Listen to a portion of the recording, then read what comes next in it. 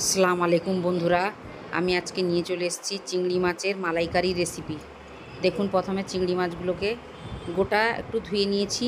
এরপরে আমি ছাড়িয়ে নিয়েছি খোলাগুলো। এরপরে আমি নারকেল কুড়ে নিচ্ছি। নারকেল কুড়ে কিন্তু দুধ বের করে নিব।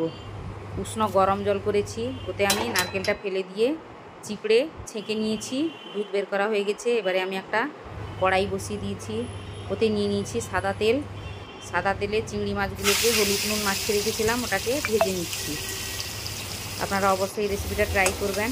চিংড়ি মাছটাকে কিন্তু বেশি কড়া করে ভাজা যাবে না, হালকা করে ভাজতে হবে। রেসিপিটা কিন্তু দারুণ টেস্টি, অবশ্যই ট্রাই করবেন।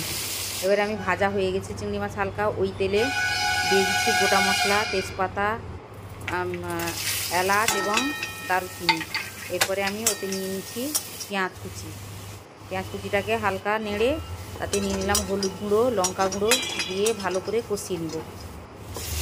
এবারে আমি জল দিয়ে মশলাটাকে ভালো করে কষিয়ে নিয়েছি। তারপরে আমি দিয়ে দিচ্ছি নারকেলের দুধ।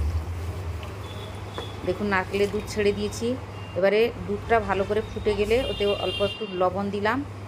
এবারে দিয়ে দিচ্ছি ফুটন্ত অবস্থায় চিংড়ি মাছ, একদম মাখা মাখা করে নিব। দেখুন, মাখা মাখা হয়ে গেছে, মালাইকারি রেডি হয়ে গেছে। রেসিপিটা ভালো লাগলে লাইক করুন, কমেন্ট করুন, শেয়ার করুন এবং সাবস্ক্রাইব অবশ্যই করবেন। নিচে দেওয়া বেল আইকনটি ক্লিক করবেন নতুন নতুন রেসিপি পাওয়ার জন্য, এবং অবশ্যই কমেন্ট করে জানাবেন রেসিপিটা কার কার ভালো লেগেছে।